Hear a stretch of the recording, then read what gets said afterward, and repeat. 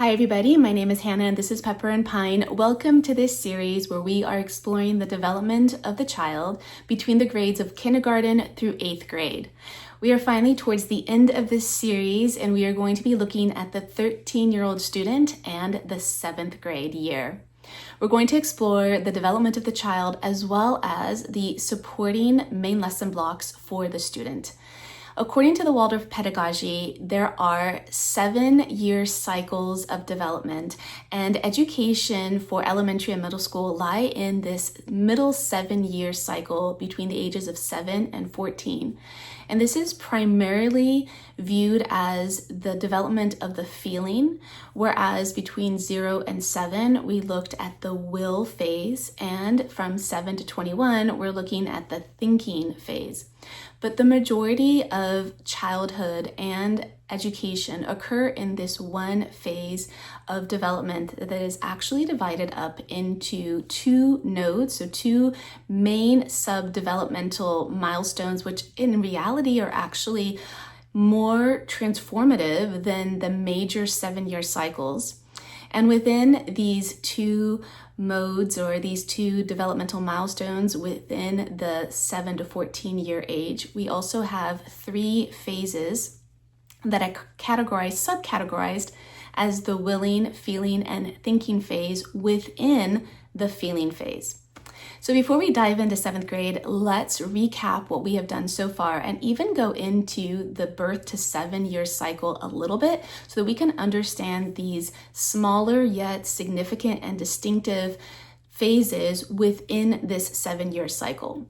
So we know that the 7-year cycles have these milestones that have physical manifestations to show an internal development. So one of the most recognizable for children coming into school age is the loss of their milk teeth, their baby teeth. And we see that the adult teeth that come in are the adult teeth that they are going to have for the rest of their lives. So the milk teeth are just there for a few years before the children begin to lose them and they are exchanged. Likewise, at puberty between say 12 and 14 years or 9 and 13 years, you have another major transformative phase, and that is marked by the physical development of the child into adulthood. But there are other phases of development that are just as significant and in some ways even more transformative. So between birth and 7 years, the child is in their will phase. They are categorized by movement and activity, and if you can imagine a toddler, they're just in motion all the time, and that is how they are learning. They're learning about the world through their senses, and they are in constant motion as they are doing their work. It looks like play to us, but for them, it's work. They are working to learn about the world around them. They are acquiring their language development, and they are learning how to move in an upright manner. So between 0 and 7, you have this marked transformative age at around between 2 and 3 years of age, where the child who was at one point one with their mother, one with their primary caregiver, there was no separation, no physical separation.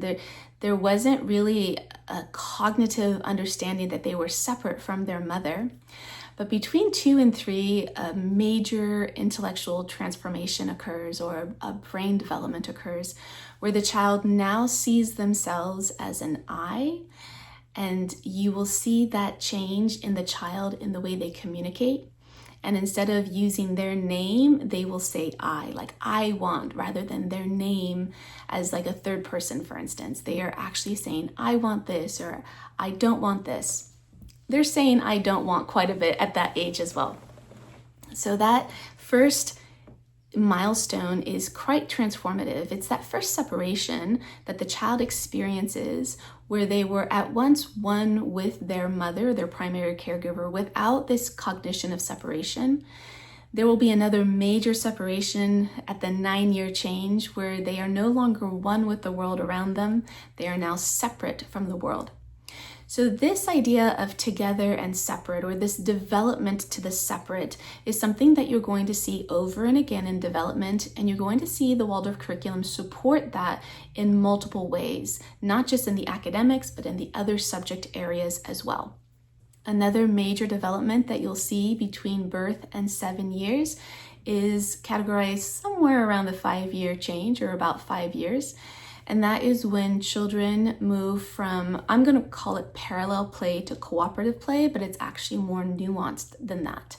So children start to have shared imaginative play scenarios, and the cooperation in their play is significant and different than the play that they experienced before.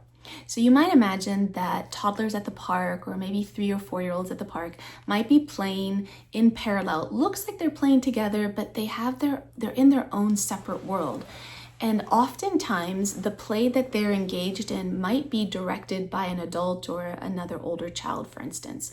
So there's a lot of following along at that age. And you might imagine like an older sibling, for instance, preparing a game or having their own imaginative game, and then instructing the younger children on what their role is, or telling them what to do, or how they're going to play the game. Or in fact, there may just be toys that the children are playing with, but they're not really playing together in a cooperative manner. You might imagine that it is cooperative, or you might see that it is cooperative, but when they go through that developmental change at around the age of 5, you'll see a marked difference in how that cooperative play is engaged in. So whereas they might have had adults or older siblings directing that play, by the time they hit 5 and they go through that development, they are now engaged in their own initiative for that play, and oftentimes it has its own rules and their own imaginations as well. At 7, you see the loss of baby teeth, and you see that there is a new separation occurring. So whereas birth to 7, children were primarily in a home environment, even if they had preschool or kindergarten, a lot of that engagement in those environments represented a home environment.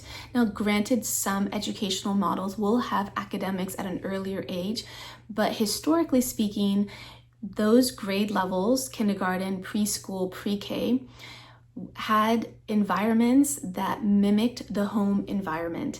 And a lot of the activities also mimicked activities that you might find in a home setting. So there might be baking time and cooking time and play time and even cleanup time. Rarely would you have any academics in that environment. But for the most part, between 0 and 7, and still in some countries today, formal academics doesn't start until age 7. And so that time period was primarily spent at home. And now that the child has reached this new level of maturity and this new developmental stage, they're now coming into a school environment. So they've left their home and they're now in a community outside of their home. Now, they're also entering a new phase of development, and that is the feeling phase, where the lessons are brought to the student based on the whole picture, working with the imagination, and based on feeling versus based on rationalization and intellectual thinking. So this is the feeling stage of development. So 0 to 7 was the will formation, but within the will, there was 3 phases marked by those 2 nodes of development. So the very first 2 and 2.5 years of life is marked by the will. So children haven't developed any feeling or any thinking. It's just movement, it's just growth, it's just development.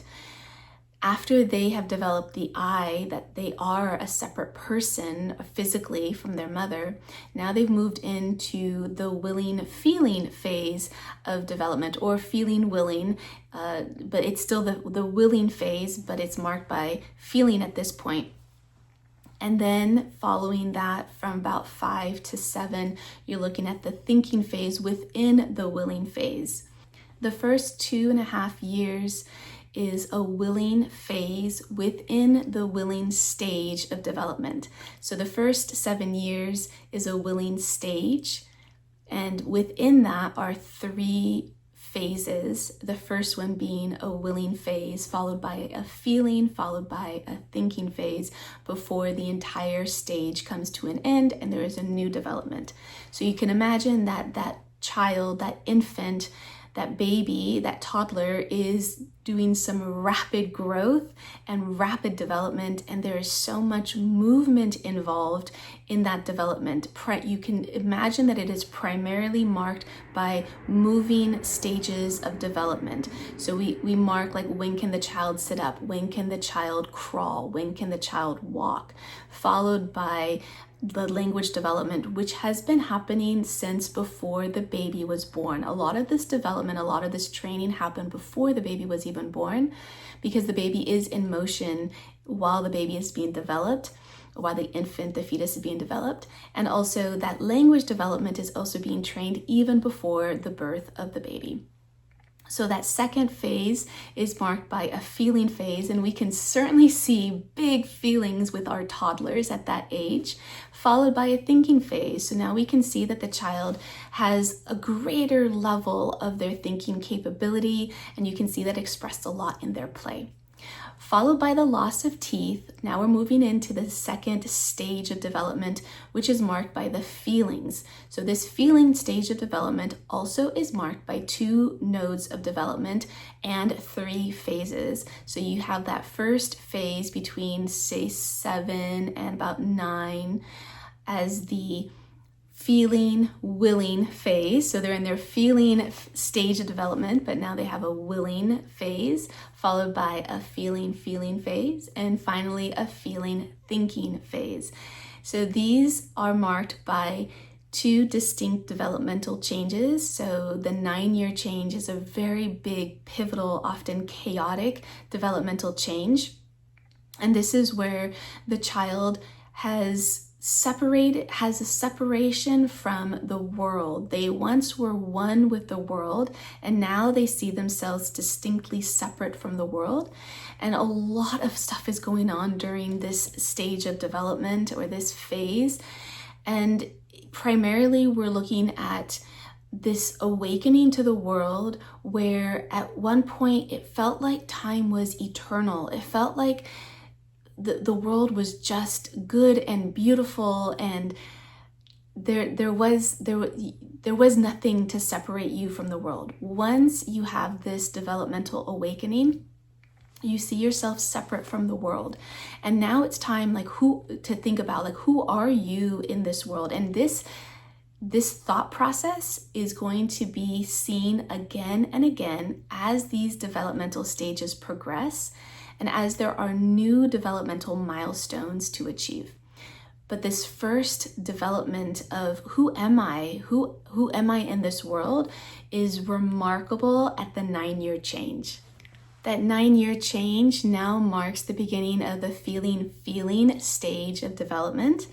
And then at around 12 years old, maybe 11 years old, you have the next developmental stage within this larger 7-year cycle, and that is the beginnings of puberty. And now puberty is a window for a lot of students. We can expect it as young as 9 or as late as 14.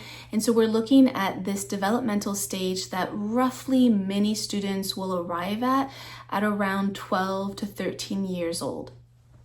This marks another huge developmental change that you can see in the 6th grade, 7th grade, and 8th grade student now that they have reached puberty or are about to reach puberty. And even if they haven't, but their peers have, you can see a distinct difference in the behaviors of the entire classroom. If you are homeschooling and you have more flexibility in your environment, or if your friends, or your children's friends also haven't reached those developmental milestones, then you can see that their behavior, their social behavior, their friendship circles are going to be remarkably different than the students who have reached puberty. So now we're looking at students who now have maybe had a year to adjust to this new adolescent phase, yet they're not quite ready for the development that's going to follow post 14 years, where their abstract thinking and their analytical thinking will be more well developed and since that will be more well-developed, they'll be able to take on the tasks of the curriculum that support that development and that call on those capacities and capabilities more so. So now we're up to the 7th grade child, and now we can see some remarkable changes for that 7th grade child. If they have gone through puberty, they have gone through their own personal awakening. Now, oftentimes this personal awakening is definitely seen in 9th grade. And the reason why we're bringing it to the 7th grade child is that there may be developmental milestones that student, your middle school student, is approaching or has achieved. And so talking about these developmental milestones now will help you understand your student, or will help you understand what your student is about to embark on as they approach high school. The middle school student is now having subject areas that, in my opinion, will look a lot more like conventional schooling or traditional schooling. Up until this point, the aim of the curriculum really supported the spiritual development of the child, and the lessons in especially history and science showed a distinct change or a distinct difference up until middle school versus post middle school. And that main change is that history, for example, was based first on stories that may or may not be true, but still had amazing, deep lessons and archetypal figures that exemplified good and righteous behavior.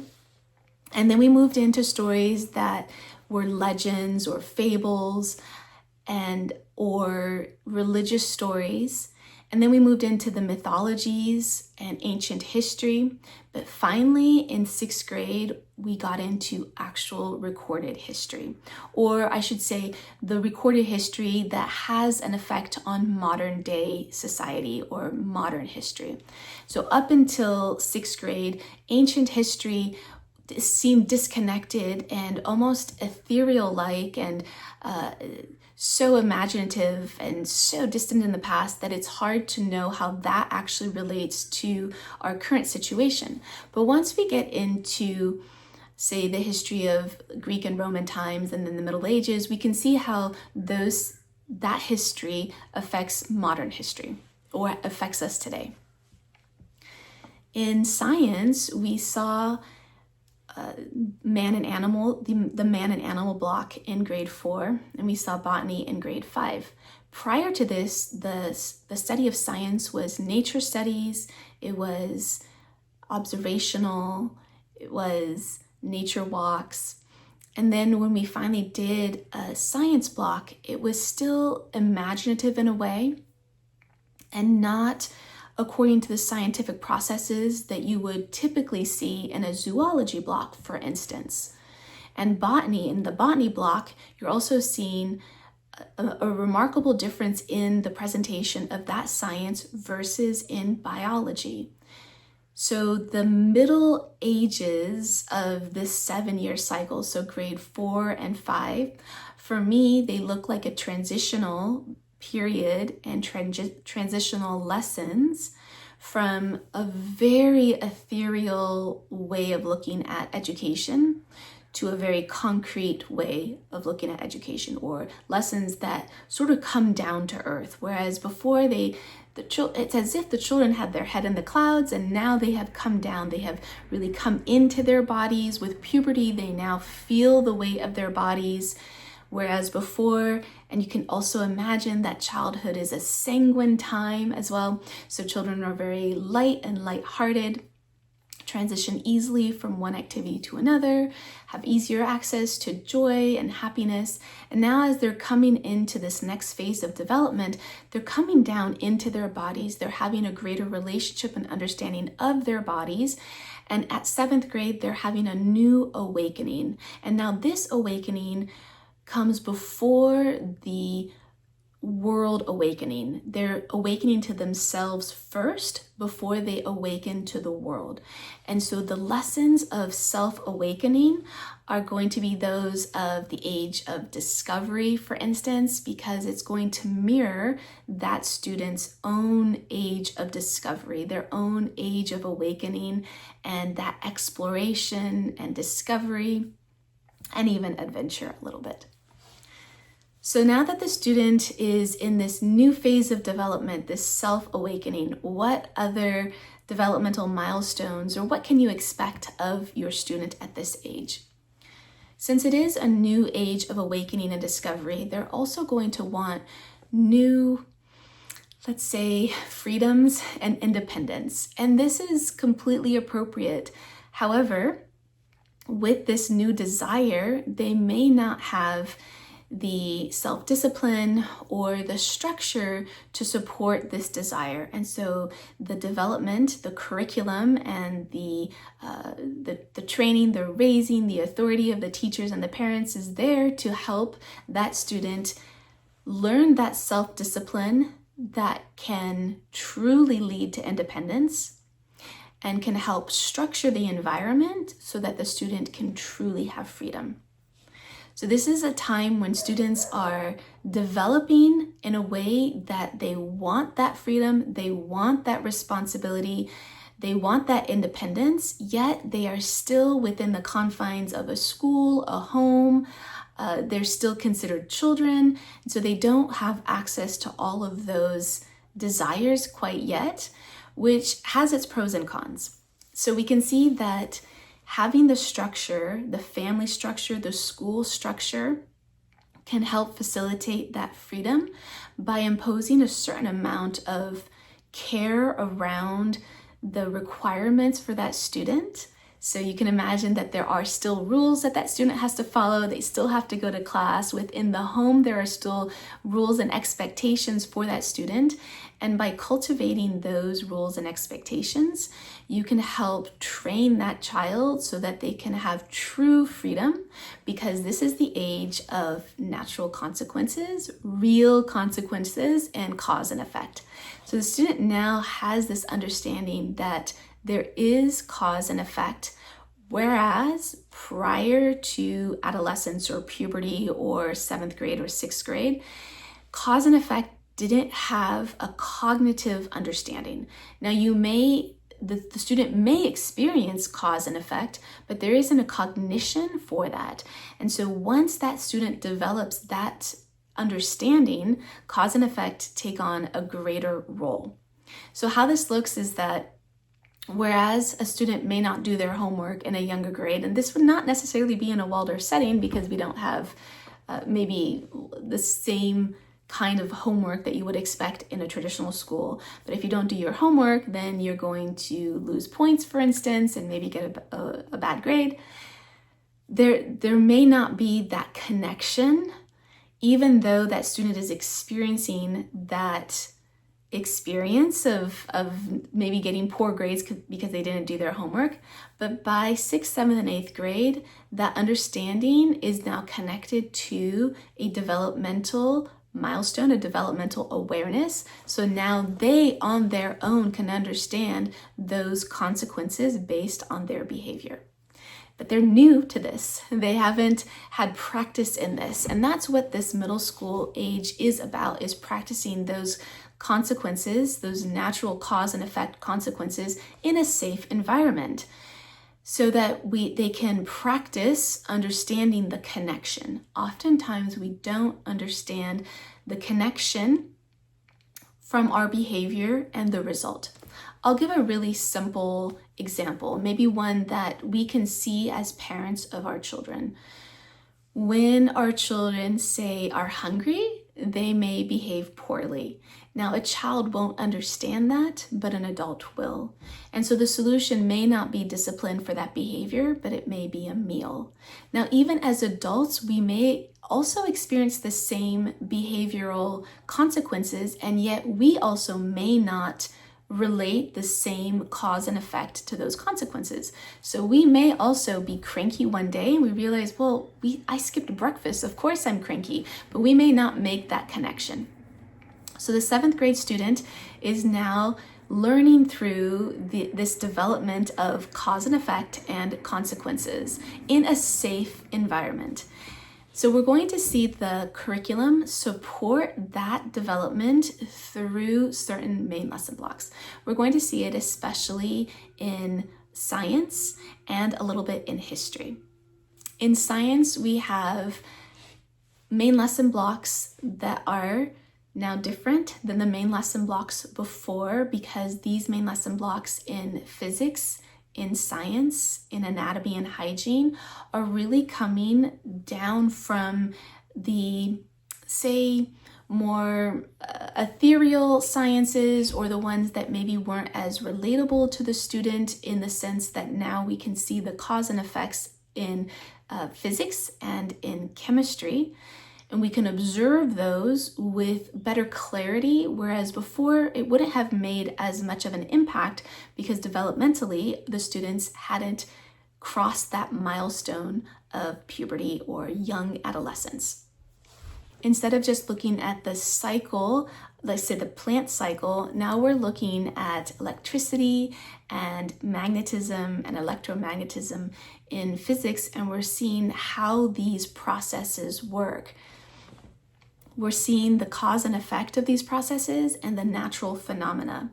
In grade 6, the topics for physics were optics, heat or thermodynamics, and acoustics or sound. In 7th grade, we move into electricity and magnetism, and by 8th grade, we're doing forces and mechanics. The way that physics is presented in these grades is one of observation of the phenomena. The students are observing the phenomena, and then they are reporting what they observed in their main lesson books, along with an illustration. These are 2-day learning cycles in which the teacher will present the physics lesson, and then immediately after the phenomena is experienced, the lesson is put away, and then the students go through that lesson with the teacher, and the teacher goes through the entire phenomena again, and they explain the apparatus that was used. On the following day, the students will recapitulate the lesson from the previous day, and they will draw or write that lesson into their main lesson book. So we can see that there is a 3-fold approach to this lesson, where the capacities of thinking, willing, and feeling are all addressed through the lesson. Now, observing these natural phenomena incites a sense of wonder, expectation, adventure, exploration, and these are all sentiments that are of interest to the student of 7th grade of 13 years, because they are going through all of that as part of their development. So when the curriculum supports that, there is this beautiful cohesion, a synthesis between what is happening internally for the student and what they are learning externally that they can then bring into themselves. Now, sometimes we will see that the student is maybe having a little bit of chaos on the internal because of their development, and the curriculum will support that with more structure rather than more chaos. So for instance, the student is in this, like in the previous grade, in grade 6, they were looking, or they were enjoying law and justice and order, and so the curriculum supported that with a main lesson block on Greek and Roman history in particular for that. And that's in part because the student is going through their own internal chaos, and they're looking for that structure to help calm and support that development. So even though they're going through maybe some of their own chaos as they're going through puberty, they need that support through structure and rules and laws and justice. And so you're going to see that mirrored in the lessons for grade 6, for instance. So again, in grade 7, you have these desires that are now being explored through the curriculum to help mirror what is going on with the students so they can feel seen and validated in their own age of personal exploration and discovery as they develop. There's also an introduction to chemistry that can be done in 7th grade. We typically reserve chemistry for 8th grade, but you can begin with some of that natural phenomena in acids and bases and combustion as an introduction to chemistry. And these lessons are going to be done very similar to the lessons in physics, where the natural phenomena is observed and then it is talked about and written about. We're not doing experiments yet, we're just doing demonstrations, and that is a very clear distinction for middle school. The experiments are reserved for high school. At this stage, we're only doing the observation. Now we can imagine that for us as adults, these natural phenomena are maybe not as mind-blowing or revolutionary as it is for the student, because they may not have experienced these natural phenomena in this way. But if we can imagine that for the first time you're seeing salts produced with acids and bases, or you're seeing a chemical change, or you're seeing combustion, you're experiencing these tremendously amazing natural phenomena that are still part of the sense perception of the student. They are collecting these experiences so that when they do move into older adolescence and their high school and college experiences, they have all of these experiences, this information, this knowledge that they have acquired through their observation, through these demonstrations, and through their own sense perceptions in their younger years. Wonder is an emotion that is especially seen in the middle school years. And we can see that that is also expressed in the language arts main lesson block of 7th and 8th grade. Wish, wonder, and surprise is a main lesson block for creative writing. And what's really amazing about this main lesson block is that by this stage in development and in education, the student now has hopefully solidified the foundations for reading and writing and comprehension.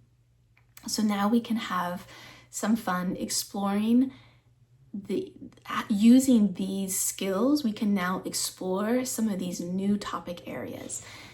So Wish, Wonder, and Surprise focuses on several selections from novels, and they are well chosen to mirror or in some way support the development of the child, and in some way be the emotions or the desires that the children may be experiencing. So you can imagine that they are experiencing a new sense of awakening, which you can imagine that it would correlate to a new sense of exploration and discovery. And so the curriculum or the selections within that main lesson block will also support those kinds of adventures.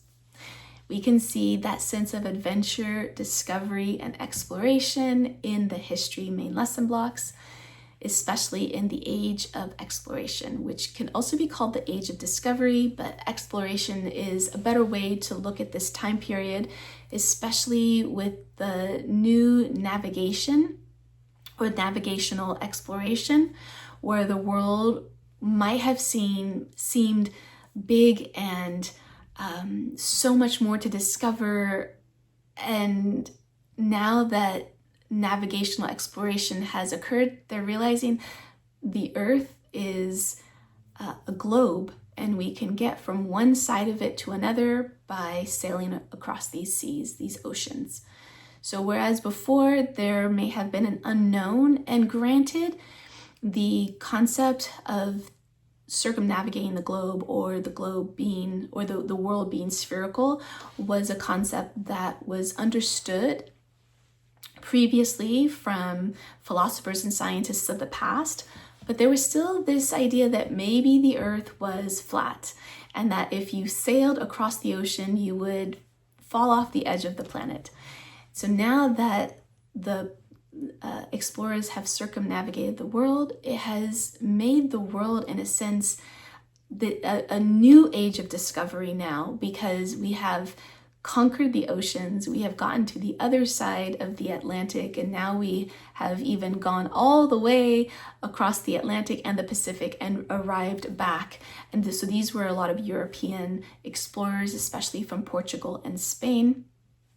So the curriculum is going to explore those different adventures, the trials, the tribulations, and that's going to mirror that sense of adventure and exploration for the student. At this time, there's also a lot of Reformation happening and a Renaissance.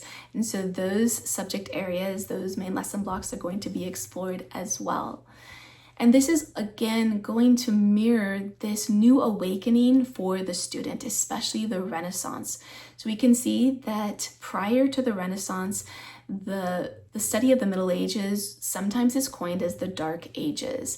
And we say the Dark Ages because of the fall of Rome. Europe was plunged into the Dark Ages, and by about the 15, 16, 1700s, we're looking at a shift in European history and in a worldview as well. And now we're encountering the Renaissance and Reformation. So in the Renaissance, we are looking, this main lesson block focuses on biographies. And while histories or historical studies in the younger grades certainly looked at individuals, now we are looking at them in relation to the history that is occurring at that time. Biographies and portraits of Renaissance figures is a big part of the 7th grade year, and I have a couple examples for you of Renaissance portraitures. This is one of them, which has a story. And then here is another one, and maybe this one is a little bit more historically accurate so that you might be able to tell what portrait that is. So that is a few examples of some of the lessons that you might expect your 7th grade student to engage in. In 6th and 7th grade, 8th grade, we're looking at child development uniquely with boys and girls separately. Up until this point, child development was simply child development, and milestones were not distinguished by girls or boys. For instance, the milestone of crawling, for instance, was an age range, like say crawling may begin as early as 6 months, and it can be from 6 to 10 months, babies will learn how to crawl. It wasn't that boys will learn how to crawl at 6 months and girls will learn how to crawl at 7 months, or walking for girls will be at 12 months and walking for boys will be at 14 months. It was this age range that wasn't distinguished by boys and girls. However, boys and girls do develop differently, and by the time they're hitting puberty, those distinctions are so remarkable that we isolate and we talk about boys' development separate from girls' development. Now, the development of boys and girls actually starts in utero at around 6 to 8 weeks, when testosterone is released in boy fetuses, specifically by the SRY gene. And that hormone travels through the bloodstream up to the brain, and it affects the development of the corpus callosum. And the corpus callosum is the bridge between the right and left hemisphere. So this is going to affect the development of the brain of a boy versus a girl uniquely. And we can see that the way that it affects boys, or the boy brain, is that it has hemisphere development, more specialized, and intralateral development versus interlateral or interhemisphere development. In girls, you're going to see that there is greater connection between the right and left hemispheres. So you have greater bilateral connection or interlateral connection between the hemispheres. So there's going to be greater development in the bilateralization of the hemispheres, versus in boys, you're going to have greater specialization of the right and left hemispheres. Now, this is in general, you're going to see greater specialization in boys, and in general, you're going to see greater bilateralization of the hemispheres in girls. And this is, of course, nuanced, because you can certainly find girls and boys, or men and women, with greater or lesser of this kind of development. But in general, we're looking at this significant difference, one of many significant differences in girls and boys based on the in utero development of the boys, specifically with the release of testosterone starting at around 6 weeks in utero, 6 to 8 weeks in utero. So while there might be some nuanced differences in the development of boys and girls, we see a remarkable difference in the development of girls and boys at around puberty. This new development, especially of the body development, is now going to be supported in the curriculum with another science main lesson block, and that is in hygiene, or you could imagine it as the anatomy main lesson block, but in its first presentation in grade 7, it's going to focus on physiology and hygiene and nutrition, and then later we can move into anatomy.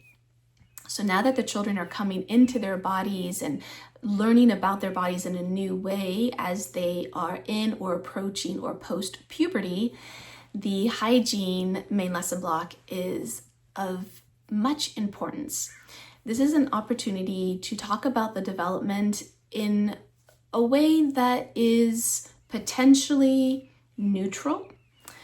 The Waldorf curriculum holds morality and does not include that in the lessons.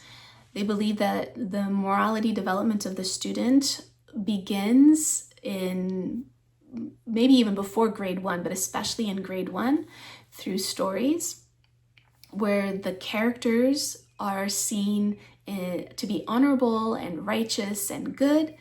And so through those stories, we would hope that the morality of the student is developed internally and not externally through rules or through an imposition of that morality on the student, but rather that morality is developed internally.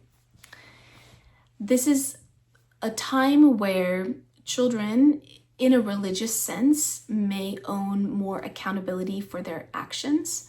And as a religious family ourselves, we understand that that development is both internal as well as external, as we believe that morality is not subjective or objective, but comes from outside, from a divine source. And so deciding what is moral isn't a personal endeavor. The way that the Waldorf curriculum develops that is, rather than coming from a divine revelation as you might find in religion, instead, lessons that exemplify good moral conduct are presented so that the student may then develop that internally, so that they feel that that morality is something of an internal value rather than an external imposition. Let's move on to the other main lesson blocks that you can expect in the 7th grade year. One of my favorites is perspective drawing. If you've never done perspective drawing, but you've tried to draw with perspective, you probably find that it is very challenging, sometimes discouraging, and oftentimes I look at an image that I've drawn and it doesn't look the way I'm expecting. The perspectives are all off. Perspective drawing is taught in 7th grade because at this point in their development, they are learning to have perspective outside of their own prior to this, their perspectives were only their own. They lived their life and they saw it through just their perspective, and now they can start to practice, or they've developed enough that they can now see it from another perspective.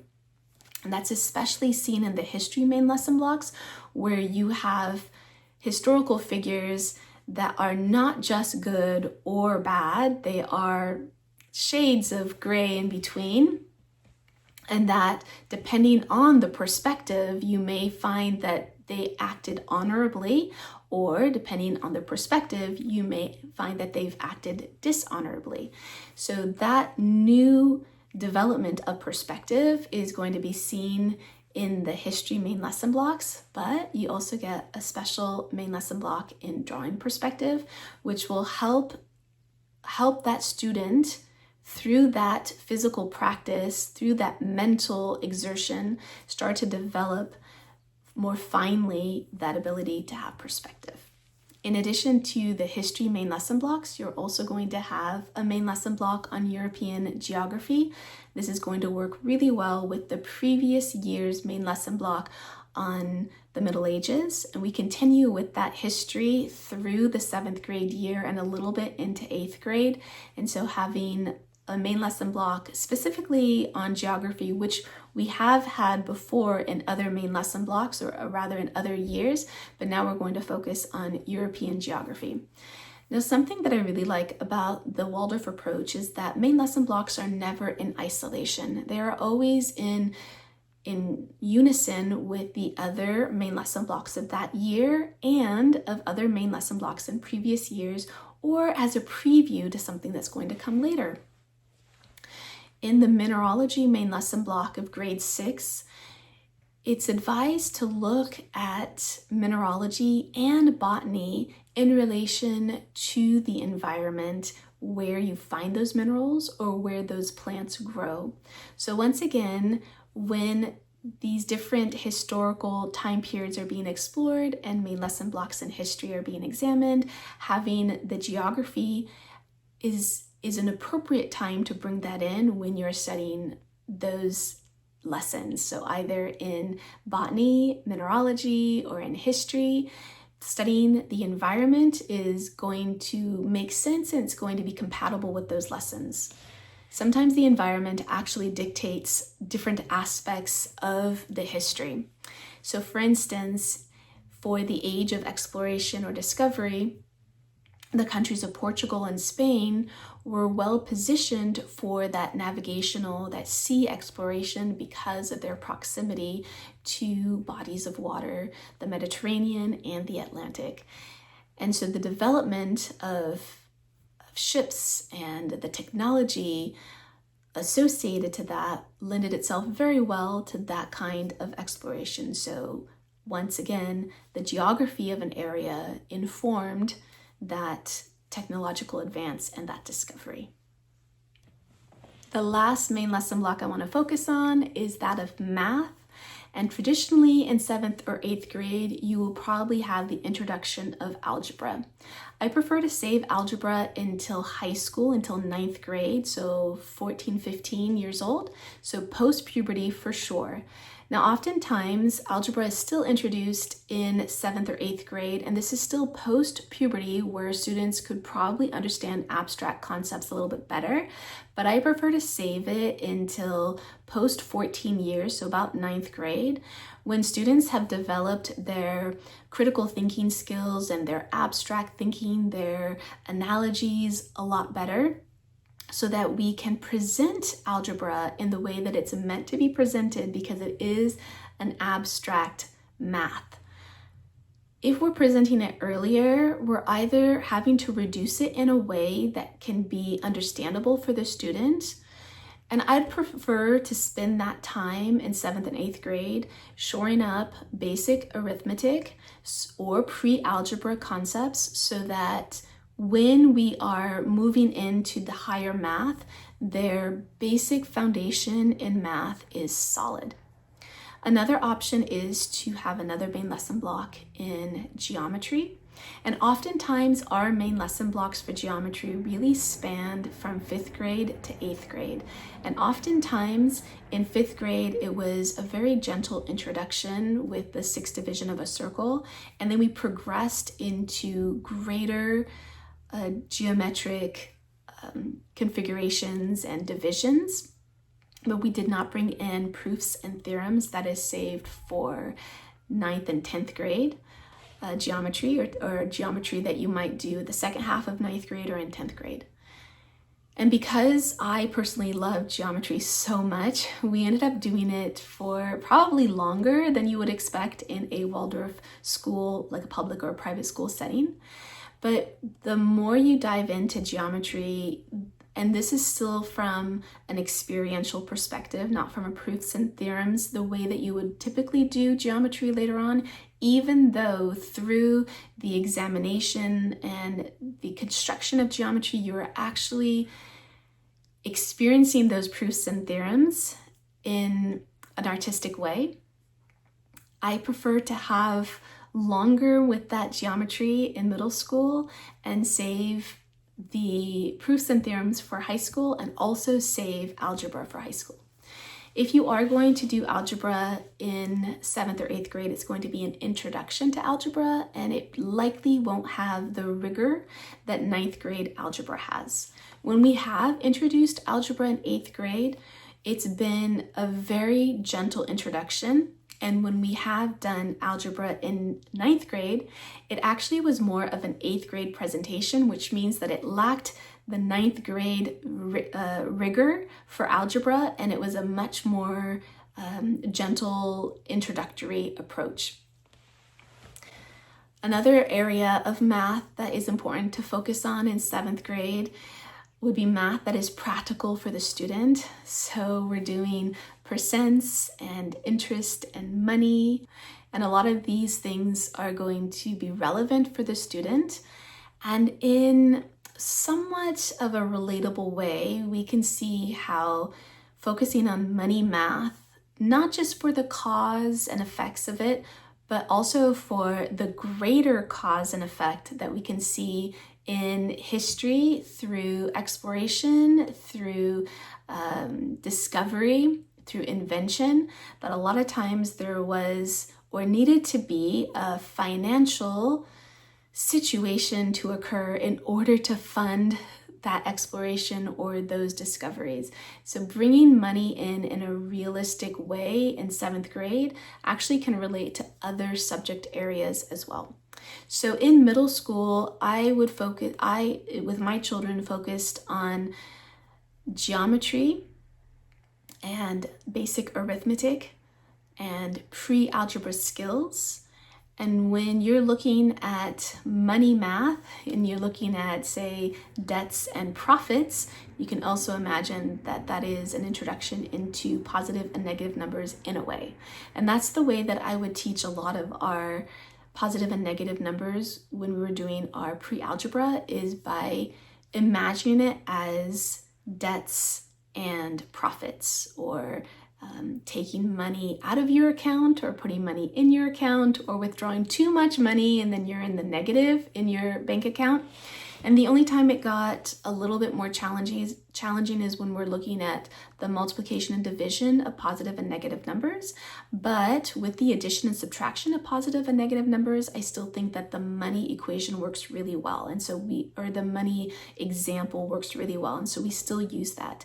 When it came to mathematical concepts that it seemed that my students were really struggling with, as a homeschooler, I just waited. I would wait until a year of development had passed, and oftentimes that was enough for my students to understand those concepts with ease and with confidence. Another subject area that is close to my heart is handwork. And in 7th grade, we are looking at handwork that requires precision and accuracy, some forethought even. And this is a time where cause and effect and consequences are of tremendous consequence. So prior to this, if the student made some mistakes in their work, it either wasn't going to be critical in the entire construction of the project, or you could work with those mistakes and still achieve great success. And I think the first time that we're seeing a focus on precision is in grade 4 with crosswork, cross stitch, where if you make a mistake, maybe the front, it's not as seen, but you could see it in the back, or maybe you can see it in the front and it kind of gets blended with the rest. But that's the first time where that kind of accuracy is really important in the task that you're doing. So working on those will forces for that final product. In 7th grade and in 8th grade, we're starting to see the beginning of the effects of being careless with your work or being inaccurate or not precise. So we're starting with some quilting, and I have an example here of a log cabin quilt, and from afar it actually looks fine, but I was not very precise. If you make a mistake early on in your construction of your quilt, you're going to see the effects later on, and they're going to be really drastic. So let me see if I can show you an example. Here is an example of it where this part of the quilt is actually absorbed into the rest of it because it is not actually straight. And maybe you can see it a little bit better with this piece right here. So this kind of handwork project really helps the student physically manifest with very little consequence, because it's a handwork project, the problems that can come by either carelessness, not being precise, not being accurate, not following the directions precisely or accurately or carefully. And so that's going to then translate into a problem, a greater problem later on. This is where those little mistakes grow into big mistakes later on. So this is an opportunity for a safe way to develop that cause and effect and that consequence. And you're going to find that some students are especially precise with their work. You can imagine maybe the melancholics taking twice as long as any other student to perform or to do their task or to do their project, but you'll find that it's done very well and there are no mistakes. Then you might have another student who wasn't paying attention and ended up potentially with a yellow strip in the blue area. So the log cabin quilt has the light and the dark. So you can imagine maybe a student who was busy doing other things in class kind of lost track of what they were doing. You can maybe imagine a sanguine getting really deep into conversations and not paying attention to where the squares should have been. Or my problem is hastiness. So I was hasty in my project, and that's what caused these inconsistencies in the end. And you might have each student needing to work on the part of their temperament that needs some work. So the melancholic might spend so much time picking out their fabric and so much time being so careful with each of their stitches that they don't finish their project. And then you might have another student who was so hasty in finishing their project that they made mistakes.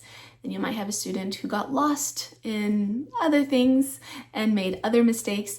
And so this is a time where you can really see the outcome of not just the temperament, but especially the cause and effect, because this is a project where precision and accuracy are necessary. So the student is looking for that independence and that freedom as they're developing, but handwork, for instance, which really trains the will help that student achieve some inner perseverance, some inner development, so that they can achieve the self-discipline that's necessary for the student to truly be independent and to truly have freedom, because they have cultivated for themselves a level of self-discipline, a level of structure, cultivated their habits, their will has been trained so that they can achieve those results that they want later in life and even at this age. So we can see how even handwork helps the development of the child, the student, so that they can achieve the results that they want because they're ready for this new phase of development. They're ready to take on the new things that are afforded to them because they are growing up, but they are going to need that help and support from the parents, from the environment, and to cultivate those skill sets on their own through the development of their habits and their will so that they can achieve their own self-discipline to truly have independence. I hope that this was helpful in understanding everything going on with your 7th grade student of 13 years. I do hope that you'll check out the other videos in this series. You can find the link to that playlist in the description box below. Don't forget to check out the blog post that accompanies this video where you can find all kinds of lessons and videos to support the 7th grade student of 13 years. You can find the link to that blog post in the description box below. And if you'd like to see how we're homeschooling on a daily basis, you can find me on my website at pepperandpine.com.